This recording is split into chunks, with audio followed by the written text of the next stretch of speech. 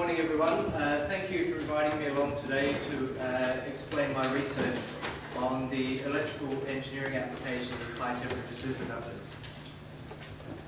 Superconductivity was discovered in 1911 by Kamerlingh Onnes, who was attempting to liquefy helium down to around 4 Kelvin.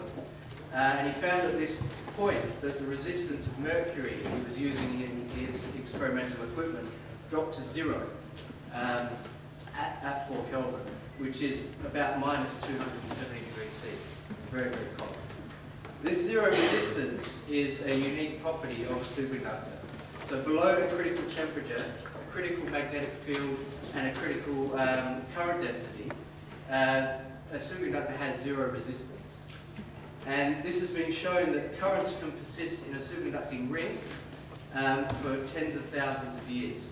So if you use a conventional material like copper in a ring, this will dissipate on the order of seconds.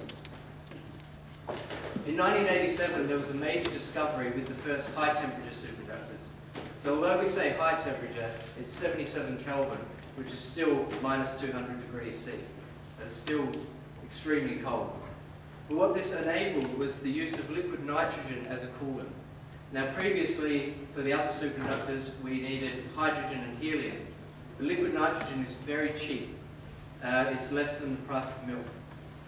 It's more readily available, so most of the atmosphere itself is nitrogen, and it's safer than other coolants like hydrogen, which can explode, and helium. We actually currently have a worldwide shortage of helium, so it's even more critical that these materials could use liquid nitrogen. Our physics department at Cambridge currently can't do experiments because there is no helium available in the UK. The other advantage of HTS, or high temperature superconductor materials, is that they can carry high current in high magnetic fields. And that leads to a lot of applications of superconductors. So one here, you're probably aware of particle accelerators and high field magnets in MRI machines. So they're the main commercial applications of superconductors currently. You'll see here, this is an Atlas magnet at a CERN facility, and I'm not sure if you can see the little man here. That's the size, the immense size of these magnets that are required for high field magnets. There are also a number of emerging applications, and one particular area I've been focused on is electrical applications. So we're looking at transformers, motors and generators, power transmission cables, and fault current limiters. So why are electrical engineering applications important? The Department of Energy in the US have estimated we need about the demand for energy will be about 200 trillion kilowatts by the year 2030.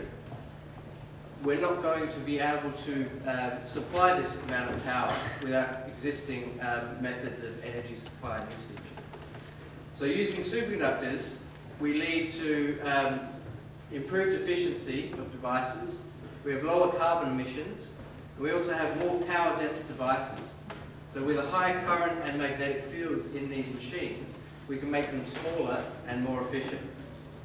And just to note here that 1/3 of electricity is consumed by industry, and 2/3 of that is in electric motors. So I've been focusing my research on electric motors and coils in particular. So my PhD research has been on the AC loss in high temperature superconducting coils. Coils are found in a great deal of electrical engineering applications. They're found in transformers, they're found in electrical machines.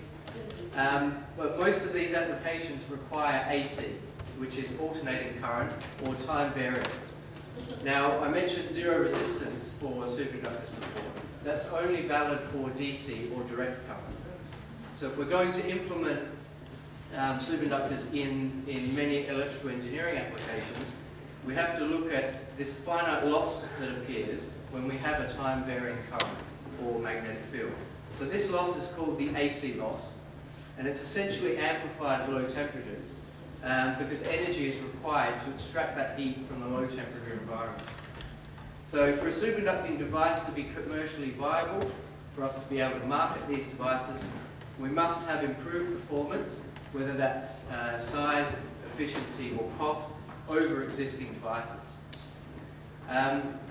So the first aspect of my PhD research has been modelling these devices to estimate the AC loss and calculate the efficiency of the coils when they're used in an electric machine or a practical device.